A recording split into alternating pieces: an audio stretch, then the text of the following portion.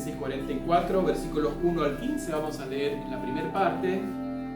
Después vamos a reflexionar brevemente sobre estos versículos, Génesis 44, 1 al 15, y el título para la meditación esta mañana les diga: el arrepentimiento, un paso a la libertad. El arrepentimiento, un paso a la libertad. Y dice así la palabra del Señor: mandó José al mayordomo de su casa diciendo: llena de alimento los costales de estos varones, cuanto puedan llevar, y pon el dinero de cada uno en la boca de su costal. Y pondrás mi copa, la copa de plata, en la boca del costal del menor, con el dinero de su trigo. Y él hizo como dijo José. Venida la mañana, los hombres fueron despedidos con sus asnos. Habiendo ellos salido de la ciudad, de la cual no se habían alejado, dijo José a su mayordomo: levántate, sigue a estos hombres, y cuando los alcances, diles: ¿por qué habéis vuelto mal por bien? ¿Por qué habéis robado mi copa de plata? ¿No es esta en la que bebe mi señor y por la que suele adivinar? Habéis hecho mal en lo que hicisteis. Cuando él los alcanzó, les dijo estas palabras, y ellos respondieron: ¿por qué dice nuestro señor tales cosas? Nunca tal hagan tus siervos. He aquí el dinero que hallamos en la boca de nuestros costales, te lo volvimos a traer desde la tierra de Canaán. ¿Cómo pues habíamos de hurtar de casa de tu señor plata ni oro? Aquel de tus siervos en quien fuere hallada la copa, que muera. Y aún nosotros seremos siervos de mi señor. Y él dijo: también ahora sea conforme a vuestras palabras. Aquel a quien se hallare será mi siervo, y vosotros seréis sin culpa. Ellos entonces se dieron prisa, y derribando cada uno su costal en tierra, abrió cada cual el costal suyo, buscó desde el mayor, comenzó y acabó en el menor, y la copa fue hallada en el costal de Benjamín. Entonces ellos rasgaron sus vestidos, y cargó cada uno su asno, y volvieron a la ciudad. Y vino Judá con sus hermanos a casa de José, que aún estaba allí, y se postraron delante de él en tierra. Y les dijo José: ¿qué acción es esta que habéis hecho? ¿No sabéis que un hombre como yo sabe adivinar? Hasta aquí la palabra del Señor. Señor, una vez más queremos en esta mañana abrir nuestros corazones, y queremos meditar en tu palabra, y que tú nos lleves, Señor, con tu Espíritu a tocar nuestras vidas, comenzando en mí. Señor, tú sabes que este es un tema bastante difícil para nosotros, y tú nos conoces y conoces nuestros corazones. Te pido que puedas ir obrando en cada uno de nosotros. En el nombre de Jesús. Amén. Amén.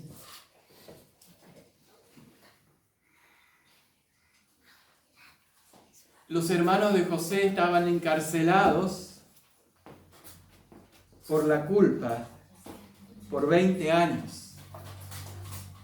20 años habían pasado aquel incidente, ¿se acuerdan? Donde decidieron ponerle fin a este soñador predilecto, preferido de su padre, que les estaba causando daño en contarle a su papá las andanzas de ellos. Entonces había que hacer algo, y bueno, después tuvieron que cargar con esa culpa, aunque intentaron calmar sus conciencias y parecía que estaba todo bien, parecía.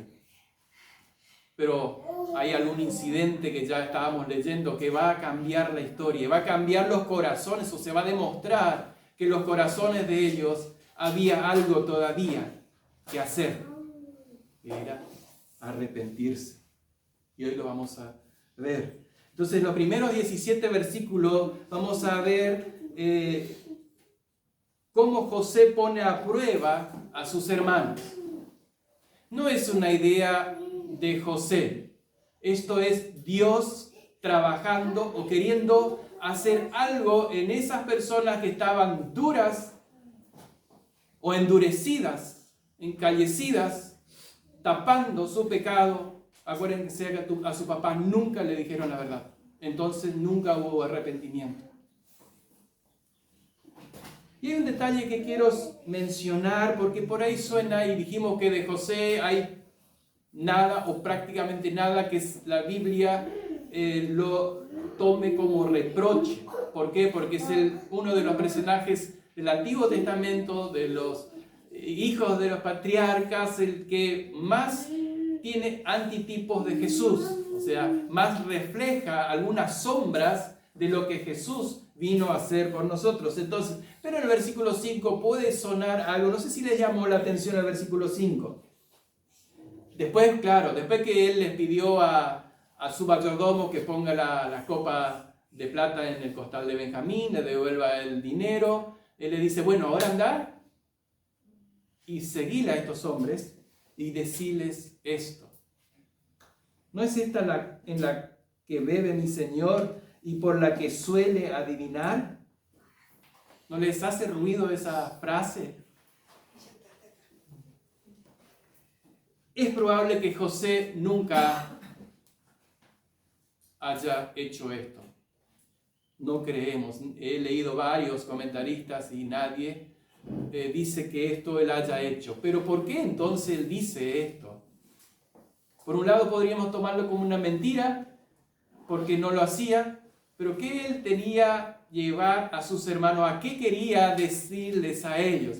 Yo creo que era, y he leído también lo mismo en otros, que dice que era la intención quedar, no sé si camuflado en la palabra, ¿no? Que no lo sospechen que era José, sino que era un egipcio más, porque en Egipto se usaba la copa, se ponía agua, se ponía aceite arriba, y la figura que se formaba, usted sabe, cuando se pone aceite sobre el agua, ¿qué pasa? El aceite queda flotando y forma algunas figuras. ¿Alguno nunca lo probó? No para adivinar, pero lo hemos visto, ¿no?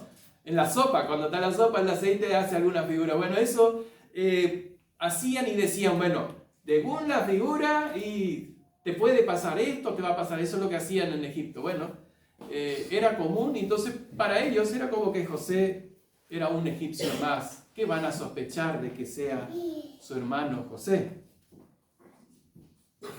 Eso simplemente era lo que quería aclarar. Es válido como una creencia popular que él lo haya dicho para que ellos queden sin sospechas. Pero ahora viene la prueba final y decisiva hacia sus hermanos. Vamos a ver, o que él quiere saber si realmente, o él tiene esperanzas de que hay un cambio. Hemos visto la última vez que José le había dado más comida, 5 veces más comida que a los demás, y no pasó nada. Nadie se ofendió, nadie discutió, nadie le preguntó por qué. Estuvo todo bien. Entonces José ya tenía esperanzas de que algo Dios había hecho en los corazones de él.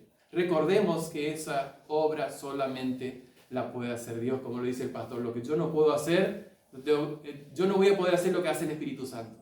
Dios solamente por el Espíritu Santo puede hacer la obra. Entonces él estaba esperanzado de que algo sucedió, pero ¿cómo va a comprobar eso?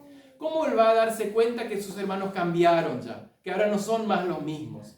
Bueno, la única manera que él podía hacer es hacer una prueba grande sobre Benjamín, a ver si ellos lo van a defender, a ver si ellos se van a poner a protegerlo.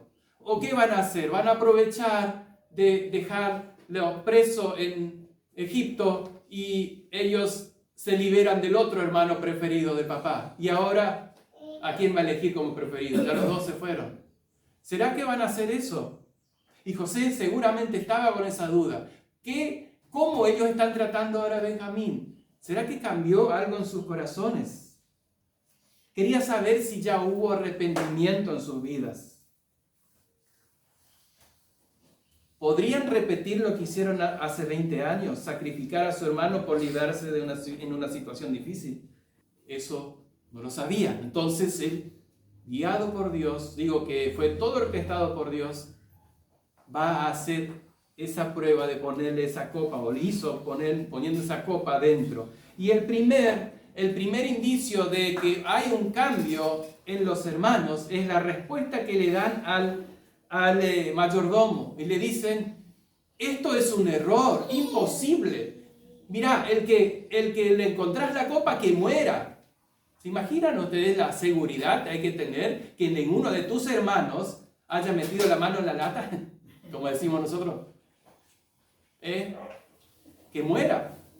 Bueno, Jacob lo había dicho cuando Labán estaba buscando los ídolos que alguien le había robado. Jacob lo había dicho, que lo encontrás, que muera. ¿Se acuerdan? ¿Y quién los tenía?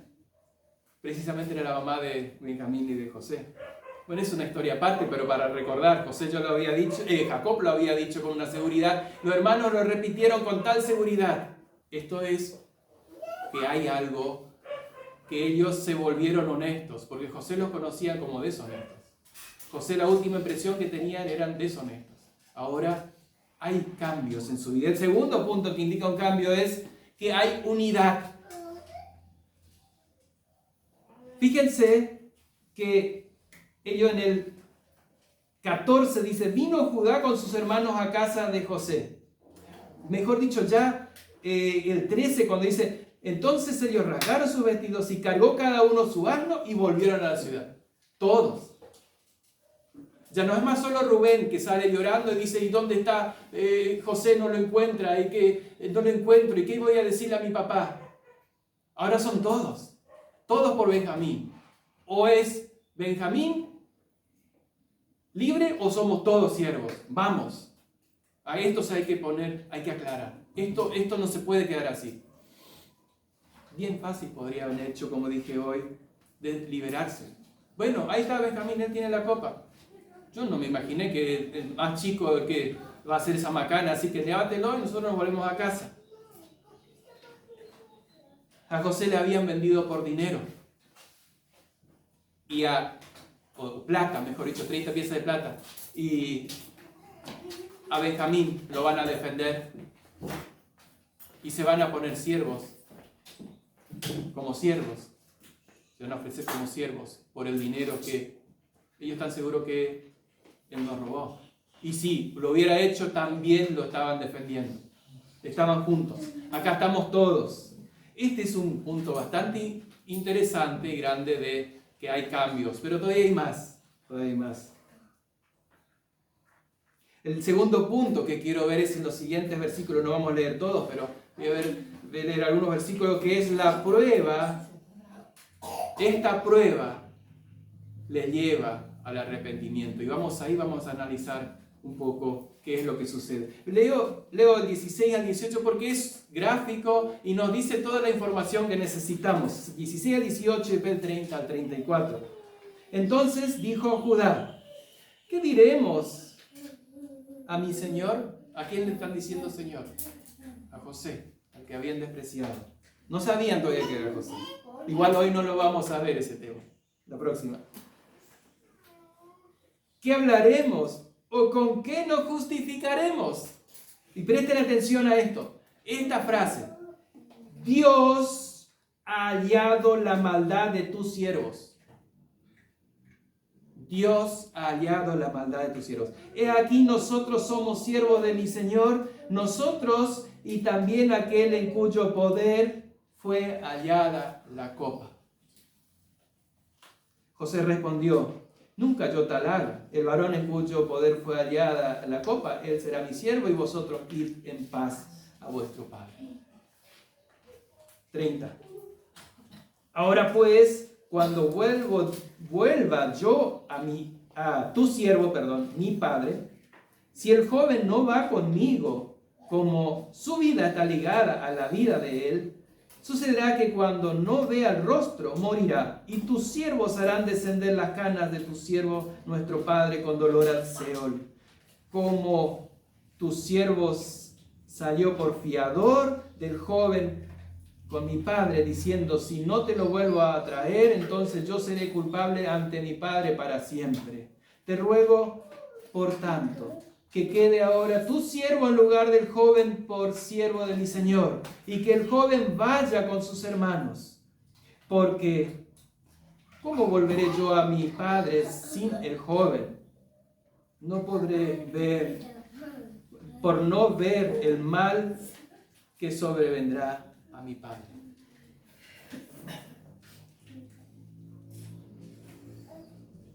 Es interesante en lo que leímos. ¿Quién es el vocero del grupo? ¿El mayor? El mayor era Rubén. Judá. Judá es el vocero del grupo. No sé si se acuerdan cuando vimos el tema de la venta de José. ¿Quién fue el que ideó la venta de José? Judá. Era el más terrible.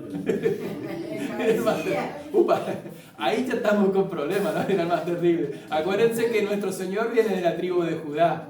Pero ¿en qué se convierte ahora Judá? Yo creo que es un poco por la culpa también que él estaba sintiendo. Él estaba arrepentido de lo que había hecho. Entonces él ahora toma la posta y sabe. Y esa frase yo le dije, presta atención, ¿cuál era? Dios ha hallado la maldad de tus siervos. Él había dicho, vendamos a este soñador a los madianitas, librémonos de este amado hijo y favorito de nuestro padre, enviémoslo a Egipto. Ahora no solo él, sino todos están dispuestos a defender a Benjamín cuando se le enfrenta con la esclavitud o con la muerte. Eso muestra un cambio significativo en el corazón y también de actitud. El cambio en el corazón se demuestra en la actitud. No hay un cambio en el corazón que no se pueda ver en una actitud cambiada. Yo no puedo decir mi corazón cambió, pero yo sigo teniendo actitudes iguales. Entonces no hay cambio en mi corazón. Y ahí está. Esto es lo que José estaba esperando. Pero todavía él va a ponerle un poquito de condimento a esto. Hay todavía algo más, que ya lo leímos, pero esto es lo que él quería. Que ellos reconozcan delante de Dios. Él estaba esperando. Y sus hermanos finalmente están admitiendo su culpa. Hubo un despertar vertical. ¿Por qué digo esto? Porque ellos reconocieron ¿qué cosa? Habían pecado contra Dios. Dice, Dios halló la maldad de tus siervos. Ellos no tenían cómo justificarse. O sea, la prueba estaba a la vista. La copa estaba en la mano de Benjamín. ¿Qué podían decir? Nada. Estaban frente al soberano, al segundo del soberano del país más poderoso de la tierra. Es más, del país de donde ellos podían todavía o tenían la posibilidad de comprar comida. No había nada que justificarse. Ahora ante Dios, ¿qué menos podemos esconder? ¿Cómo nosotros tratamos con nuestro pecado? ¿Cómo lidiamos con nuestro pecado en el momento que lo descubrimos o que nos damos cuenta? ¿Podemos justificarnos o podríamos decir lo mismo? ¿Qué podemos decir? Como los hermanos de José, no podemos decir nada. Habían pecado contra Dios, que es en definitiva la razón o el motivo o el problema de cada pecado. Es pecado contra Dios, por más que muchas veces lastimamos, hacemos sufrir a nuestros seres queridos y a quienes tal vez no están cercanos. Pero el pecado sigue siendo contra Dios. Entonces, ¿a qué se referían cuando dicen que Dios halló la maldad de tus siervos? En sus mentes todavía estaban plagados de todas las conciencias sucias por culpa de José y todos los pecados que allí habían cometido. Y entonces ahora dicen, Dios nos está llevando a esto. Su vida estaba desnuda delante de Dios y delante de José. Tenían que confesar. Qué cambio, ¿no? Ahora 10 hermanos egoístas, obstinados, están preocupados por los sentimientos de su padre. Antes no les importaba. Y Judá, que había sido el cerebro de la venta de José, ahora dice, déjame quedarme en lugar de Benjamín. Yo no voy a poder ver la cara de papá si Benjamín no aparece. Prefiero quedarme preso acá, que mi familia va a tener que sustituir de otra manera. Yo no voy a ser más el padre, no voy a ser más el de esa familia, pero yo no voy a poder ver No voy a poder enfrentar a mi papá. Porque yo, ¿qué dijo él? Salí por fiador. Mi palabra la voy a cumplir. Qué importante tener en cuenta también eso. Mi palabra la voy a cumplir. Yo he dicho, si no te lo traigo, yo seré culpable. Entonces yo seré culpable. Así que, déjalo que vaya. Yo me quedo. Pero ¿qué dice José? No, que quede Benjamín y vosotros id en paz. Ese era el condimento que faltaba. No, ¿para qué se hacen problemas? Andate con tu papá. Pero si se van los 10, nadie va a ir en paz. No tuvieron paz cuando abandonaron a José a su suerte. No tendrían paz ahora tampoco. Y menos llegar así sin Benjamín delante de su padre. José es muy sabio y astuto. Dijimos que fue Dios quien le puso este en la mente, que José fue usado para eso. Si deciden volverse en paz, los 10 no solo seguirían siendo los mismos que antes, que abandonan a su hermano a su suerte, o que lo venden, sino que también seguirían siendo indiferentes y despreocupados por los sentimientos de su padre. Por eso le toma esa última prueba sobre Benjamín. Id en paz. ¿Cómo me voy a ir en paz si estoy cargado de pecado y no voy a poder cumplir mi palabra? Judá está mostrando que él ha cambiado, que ahora sí está preocupado por el bienestar de su padre. Y eso es lo que digo, la evidencia del cambio en el corazón. Se tiene que ver afuera. Quiero pasar a una aplicación sobre esto que vimos. Cuando todo parece estar bien, ¿se acuerdan?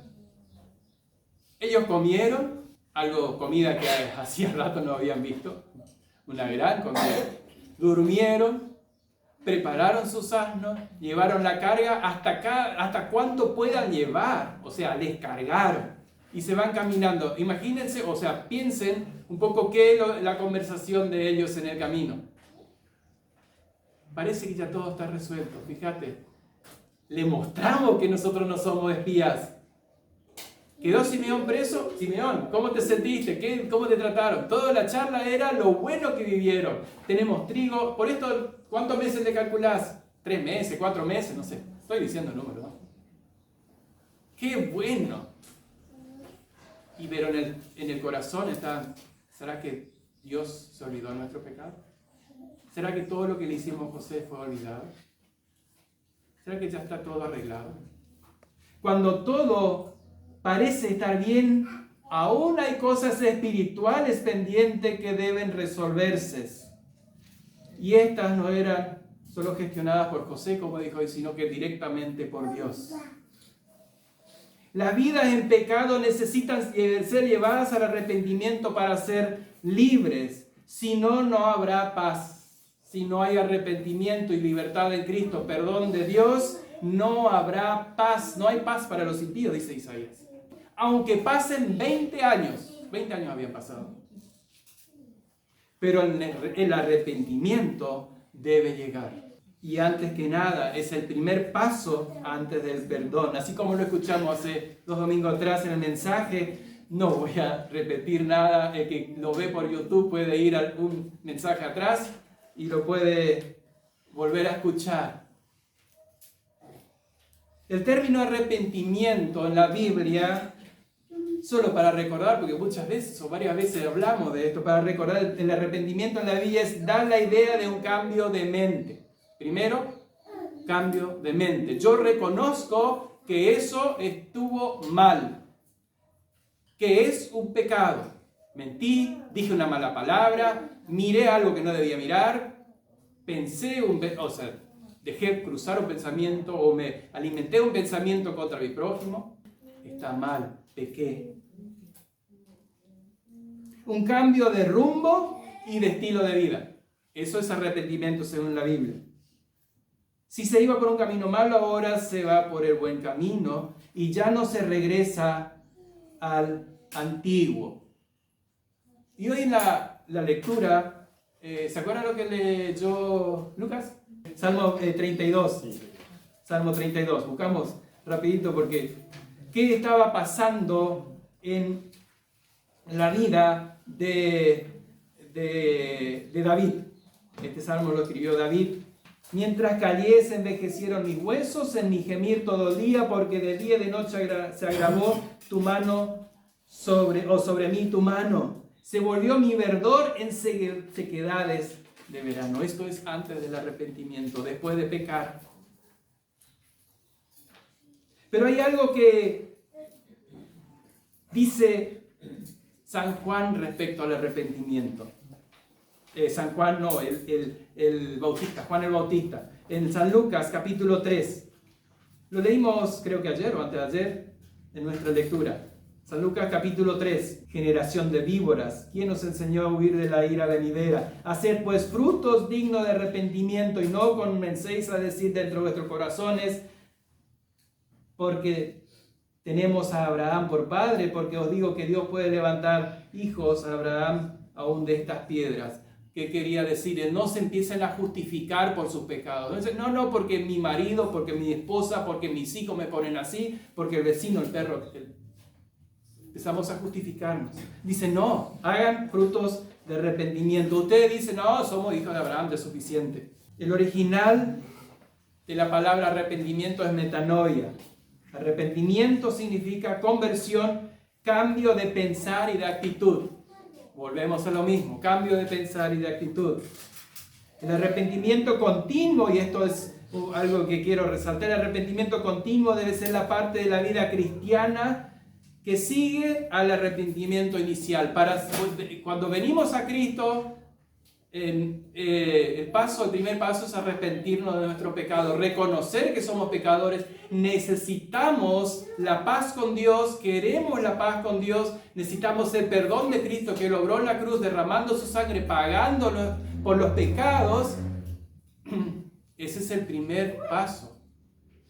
No creamos que es el último arrepentimiento que tenemos en nuestra vida.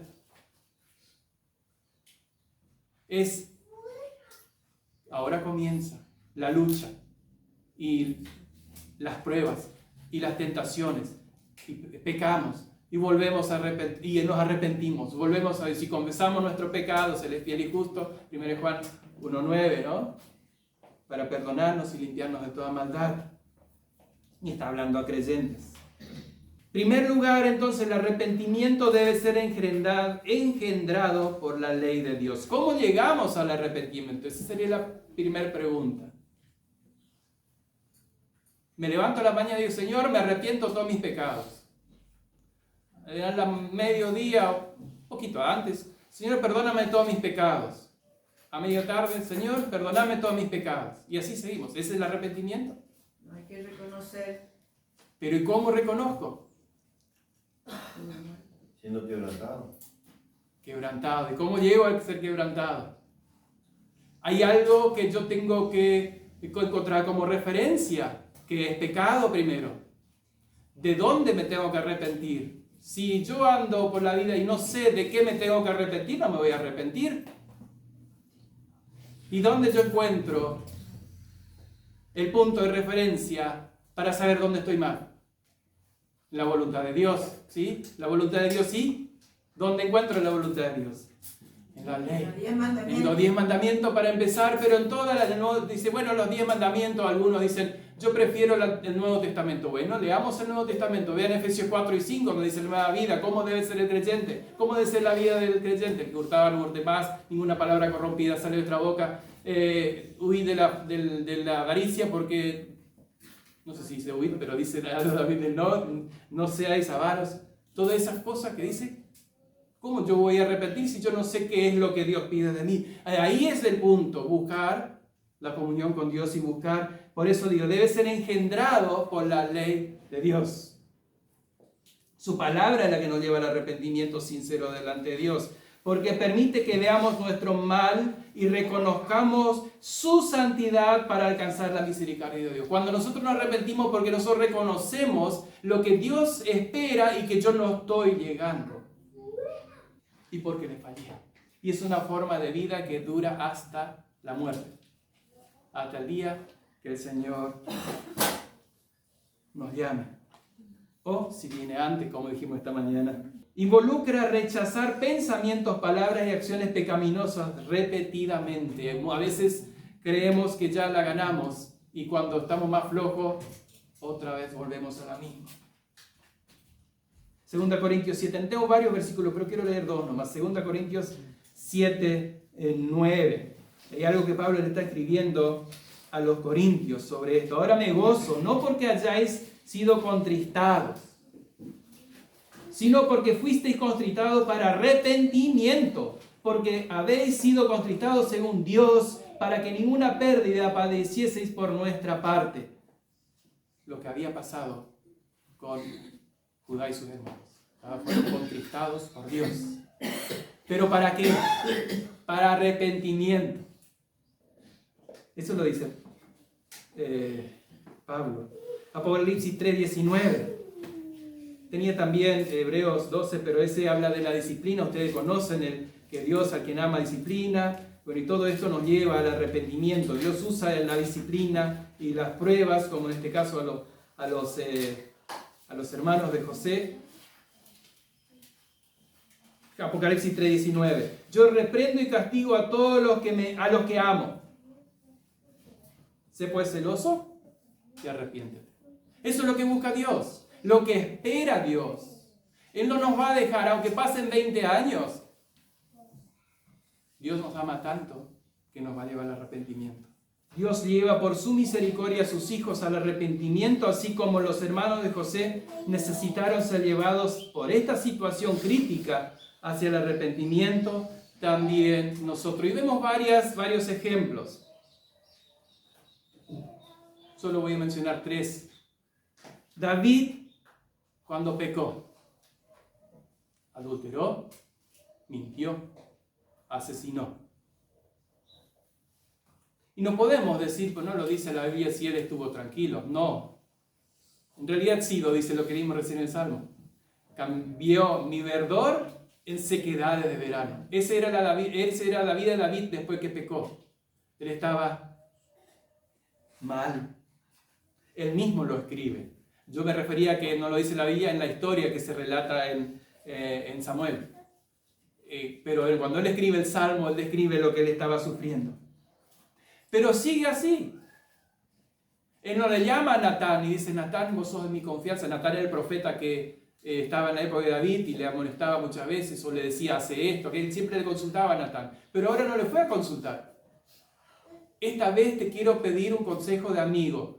O toma tu autoridad de profeta. ¿Qué debo hacer? Yo pequé contra Dios. Hice esto y esto. No. Tuvo que Dios enviarle a Natán. Y le dice, tú eres ese hombre. Cuando David se enoja por una historia que le cuenta, ustedes ya saben cuál es. Si no, lo pueden buscar después en 2 Samuel 12. Tú eres ese hombre. Tú pecaste. Y ahí es donde se quebranta David. Tuvo que esperar David a ese punto. David, un hombre corazón, conforme al corazón de Dios. No dejemos nosotros pasar el tiempo. Pedro, ¿se acuerdan de Pedro? Él negó a su Señor.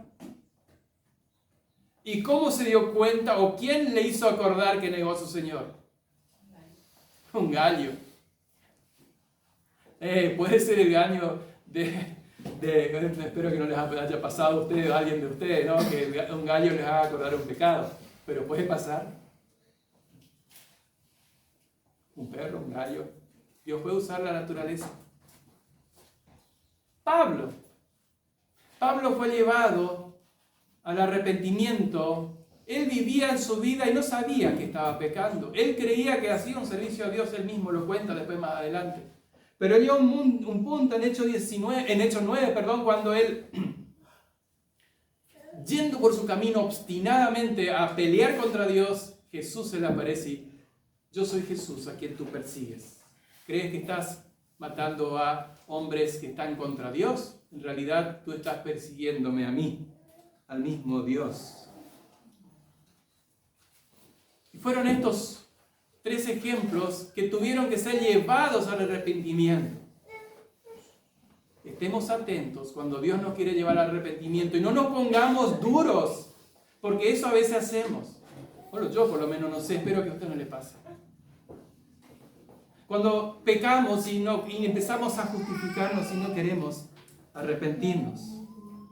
Necesitamos arrepentirnos. A veces nuestro principal problema, como le dije, es que no queremos arrepentirnos, no queremos reconocer nuestro pecado. Entonces no necesitamos arrepentirnos. Mientras que no reconocemos el pecado, no nos vamos a arrepentir. Si pienso que lo que digo, o lo que hago, o lo que miro está bien, si a Dios está bien, delante de Dios, no me voy a arrepentir. Y a veces lo llamamos errores. Bueno, mi papá era así, yo me transmitió eso y yo lo aprendí de él. En tercer lugar, el arrepentimiento no es porque alguien nos ha pillado. Sería triste esperar a ser pillados para ir a arrepentirnos. Debemos arrepentirnos porque es una necesidad interna de estar limpios delante del Señor. Necesidad de su santidad. Desear su santidad. El arrepentimiento genuino siempre produce obras genuinas. Sin él no hay crecimiento espiritual. Podemos aprender muchas cosas, pero ir creciendo en santidad y en gracia es, después de haber pecado, arrepentirnos y volvernos a él. Debemos buscar arrepentimiento profundo. Isaías 58, 1 al 5 y versículo 6, yo voy a leer solo el 6. Está en un contexto de personas que viven en impiedad y que creen que están bien. Y entonces ellos deciden hacer ayuno y dicen, Señor, ¿por qué no nos escuchas cuando ayunamos? Afligimos nuestra alma y tú no nos escuchas. Y después pueden seguir leyendo el capítulo 59, dice confesión del pecado de Israel. O sea, está en el contexto de eso. No estoy a hablar del ayuno, pero el contexto dentro de necesitan arrepentirse. ¿Qué dice Isaías 58, 6? ¿No es más bien el ayuno que yo escogí, desatar la ligadura de impiedad, soltar las cargas de opresión y dejar ir libres a los quebrantados y que rompáis todo yugo? Cambio de actitud, cambio de vida, cambio de acciones. Eso es arrepentimiento. Tiene que ser profundo. Tiene que verse, como dijo Juan, en los frutos. Por último, sigo todavía con este. Spurgeon, tengo una frase de Spurgeon. Alguien lo tenía que decir. Me gustó. Él dijo, a menudo debo arrepentirme de mi arrepentimiento que es tan superficial. Lo dijo Spurgeon, ustedes saben, ¿se acuerdan quién fue Spurgeon? Sí, me tocó mucho, porque empecé a revisar mi vida y lo tuve que hacer bastante, no porque sea justo me tocó el tema, pero yo les confieso que muchas veces, o debería ser así, que cada vez primero el tema me tiene que tocar a mí. Y empezar a revisar mi vida. ¿Será que me arrepentí profundamente de esos pecados? ¿Será que fue suficiente, como dijo Spurgeon? Porque a veces es tan superficial. Y por último, ahora sí, no es solo decir lo siento. El arrepentimiento no es decir lo siento, porque a veces hay personas que les sale más fácil, lo siento, perdóname. Pero después a la mañana siguiente el mismo problema, la misma acción, la misma ofensa. Decir lo siento no es arrepentimiento. El arrepentimiento debe estar ligado, o debe ser, lo siento es la versión externa o lo que yo expongo de que estoy arrepentido, pero voy a demostrar que estoy arrepentido si cambio de actitud y de mente. O sea, cambio mi mente. ¿Se acuerdan lo que hizo el joven, el hijo pródigo? Sí, se acuerdan. ¿Qué dijo? Me levantaré, iré a mi padre y le diré, Padre, he pecado contra el cielo y contra ti. No merezco ser llamado tu hijo. Hazme como uno de tus jornaleros. ¿Y qué hizo? Se quedó diciendo todos los días la misma frase. No, se levantó y se fue. Y exactamente esas palabras le dijo. Bueno, es una historia que contó Jesús, pero bien vale. En todos los demás ejemplos que yo di, no le encontré, no digo que no haya, pero no encontré algún ejemplo que la persona diga, bueno, me arrepiento y me voy a volver. Hay acciones en Pedro, externas, ¿no? Pedro, Saulo y en David, que le llevan al arrepentimiento. Los hermanos de José le llevan al arrepentimiento.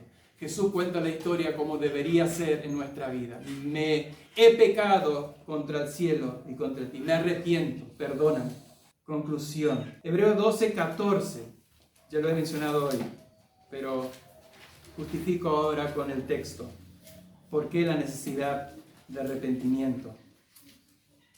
Seguid la paz con todos y la santidad sin la cual nadie verá al Señor. El fin último es buscar la santidad, y si queremos la santidad, cada pecado que va a interferir entre mí y el Señor debe ser reconocido, confesado, pedir el perdón.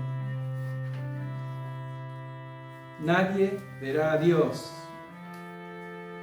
Debe ser un anhelo profundo el apartarme del pecado, interesándome qué es pecado para Dios. En primer lugar, buscar en su palabra, adentrarme, llenarme de su palabra, y luego con arrepentimiento buscar el perdón de Dios.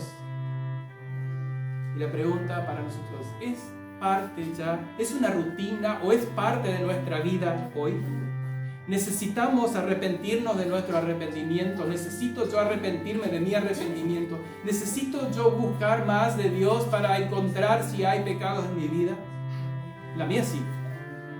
Que Dios los bendiga y sigamos juntos en este camino. Y no nos enojemos cuando el Señor usa a alguien como instrumento para llevarnos al arrepentimiento. Démosle gracias y gloria a Dios por eso. Amén.